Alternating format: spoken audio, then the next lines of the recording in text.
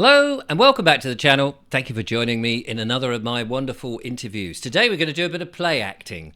You know what it's like? There you are, out and about, minding your own business, and the blue flashing lights suddenly come along. Hello, something's going up.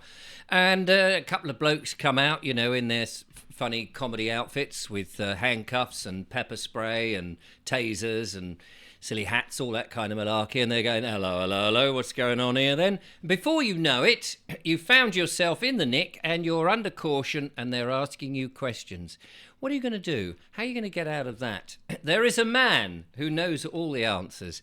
You saw him recently in a video that we did about Anglo-Saxon law, and he is back by popular demand. It is, of course, Dean from Buxton. Hello, Dean. Yeah, hi Richard, how are you? I'm very well, thank you. Nice to see you there in your big Rolls Royce, as ever, or whatever it is. So we're going to do a bit of play acting because you suggested it's useful to know some information should it ever occur that for whatever reason you end up in the nick in an interview room, which could happen for all sorts of different reasons. That's basically what we're doing, isn't it? Yeah, so it's just a few basics. So it's a basics on how to. So this one is if you are being interviewed by the police, mostly under caution, but even in your general interactions with them. So it's mostly this is for under caution, but it can be used for general interactions. It's very simple. Right. Now you've cast me in this little play acting as the very kind, very lovely policeman. So I've got to be, all official and all of that. And so, who are you in this scenario?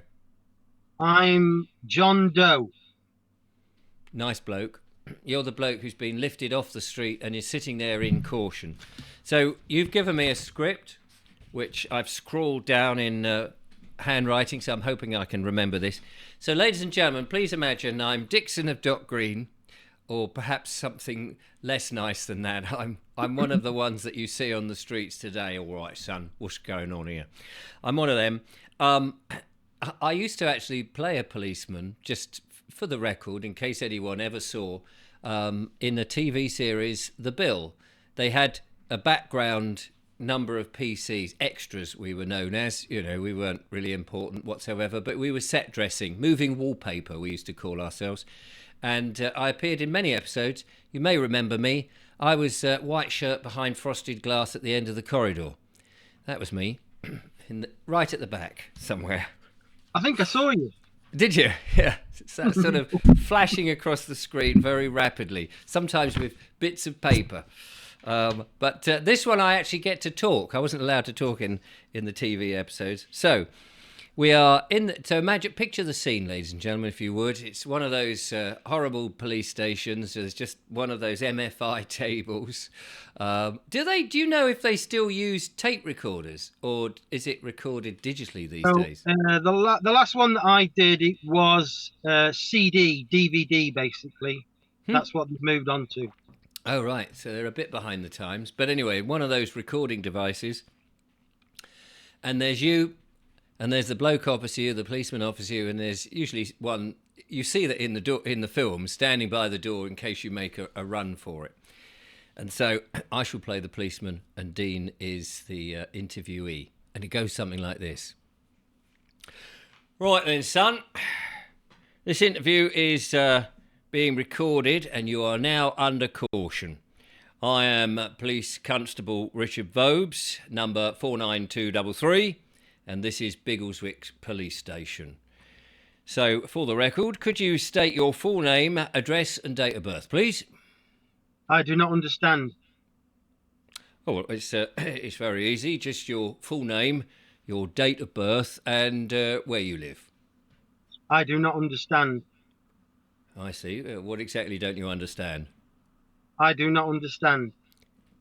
Right. Okay. Just your name then. Just give us your name. Yeah, I do not understand. Well, okay. Let me put this in another way. Everyone's got a name. I've told you my name. What's your name? I do not understand. I see. All right. Where do you live? I do not understand. Where do you sleep at night time? Where do you go in the evenings? I do not understand. Imagine it's your birthday. What day of the week would that be? I do not understand. Well, everyone has a birthday. You must know when your birthday is. This month? Next month? I do not understand. Listen, we do need to get this information from you because we can't really proceed without it. So I may have to detain you. I may have to lock you up if you don't help us and give us these details. You understand? I do not understand. What I'm saying is, if you don't help, we may have to detain you a lot longer. So you could be here for some while. All right? I do not understand. Right. Okay. We've got a right one here, Harry. All right. Let's move on to the allegation. Now, you were at the shopping centre where we picked you up, and it's been alleged that you stole a bicycle outside one of the shops. What do you say to that?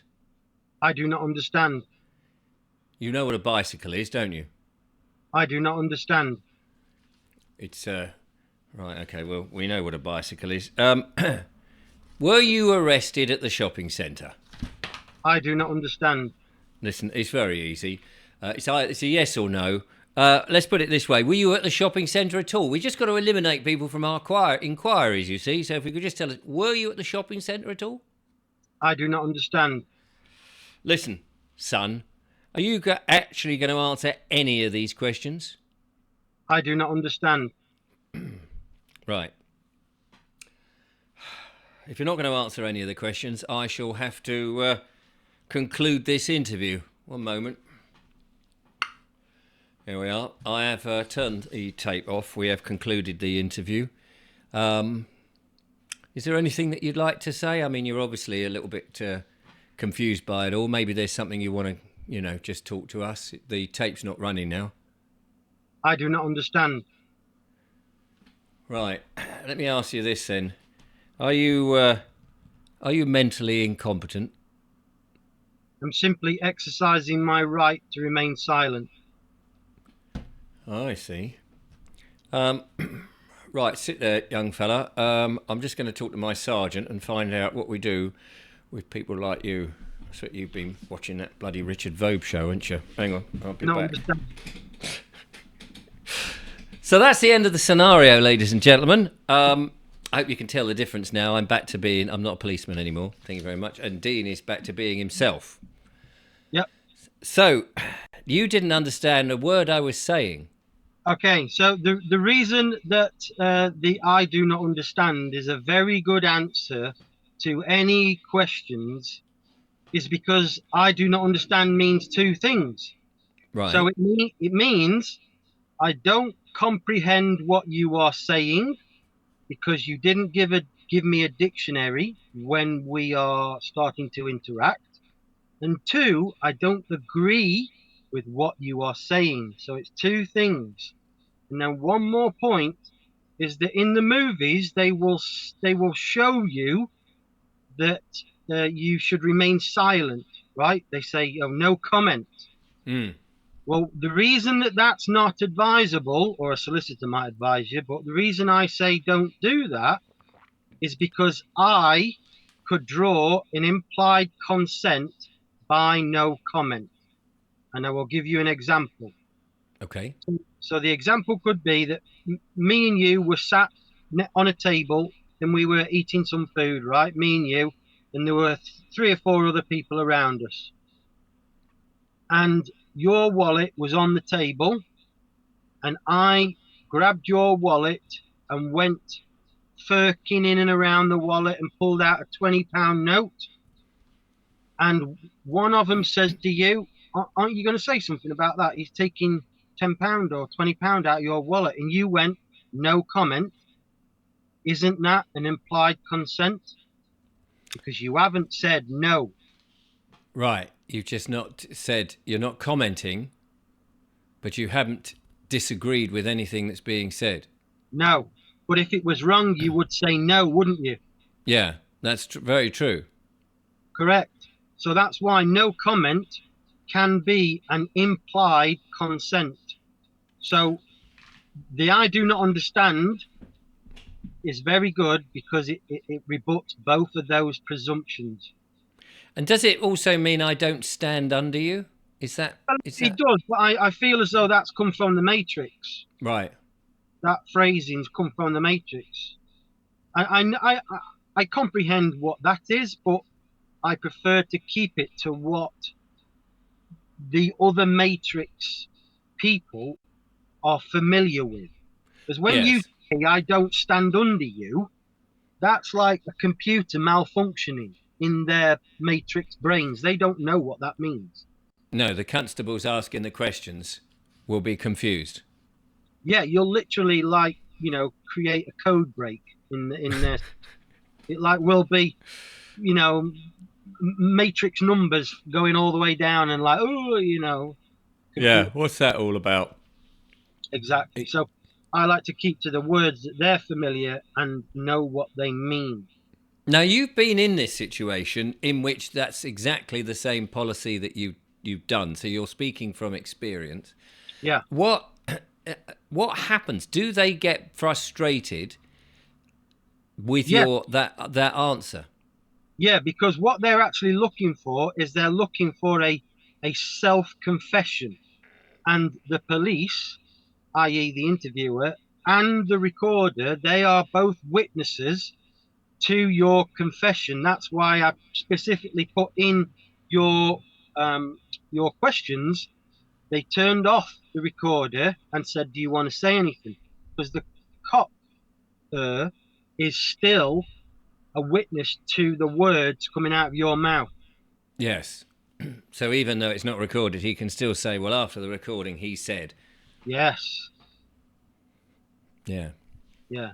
So that's basically a rundown of the how-to when interacting with the police, specifically under caution, but it can be used when out in the street or wherever. Just be mindful that if you are traveling about in your property, meaning driving about, then they do require the three things. They require the name, address, and date of birth.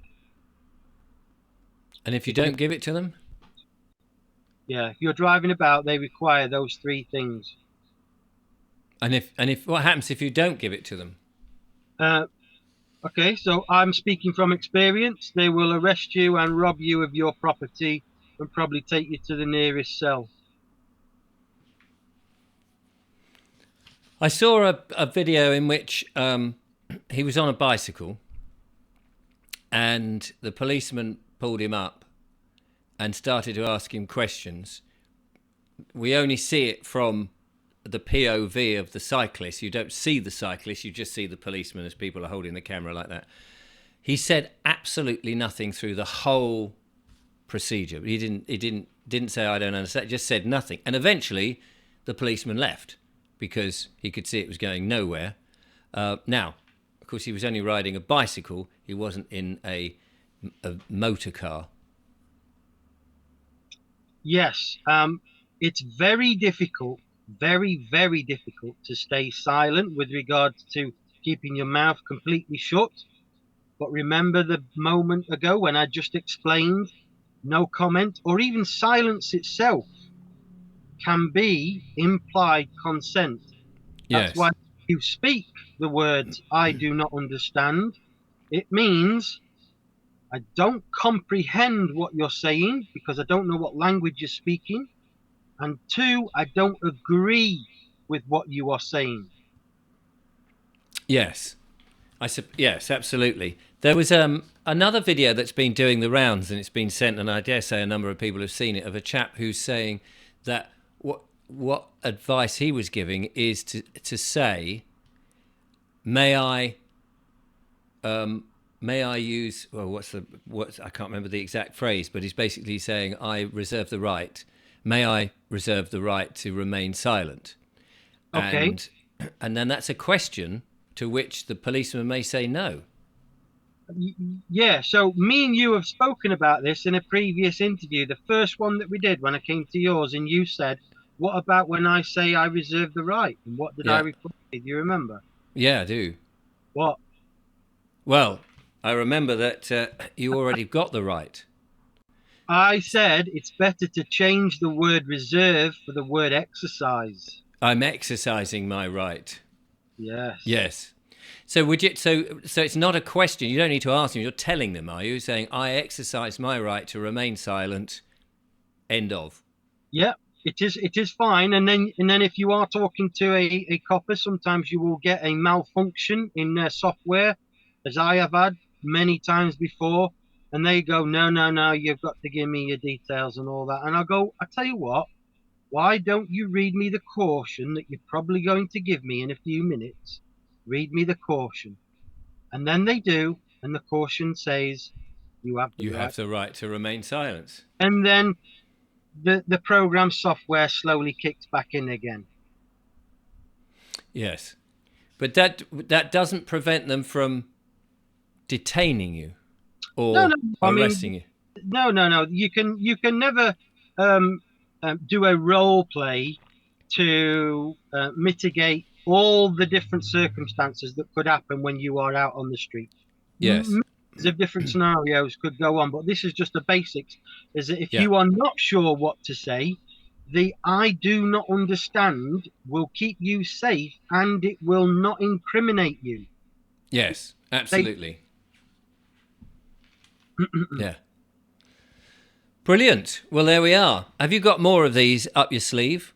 Yeah, so there's one for the court as well. So how do we get a trial by jury? How do we go into the courtroom and get or require a trial by jury? And this is obviously quite poignant because you will be interviewing a friend of mine that has just been and done his own trial by jury. So yeah, these two sort of follow on. Okay, so we're going to do that in a separate video. So that's a nice little tease for you. Yeah, the little Nice in little chunks. So there we are, ladies and gentlemen. If you would like to give me a BAFTA for the award-winning portrayal of a policeman, I wouldn't bother. Uh, but to Dean for coming up with the idea, absolutely put a star on his dressing room. I hope you've enjoyed that, and I hope this has been of some use. I do not understand, although I do understand what Dean was talking about. I hope you do too. Thank you so much for watching. Till next time, from Dean and I, goodbye.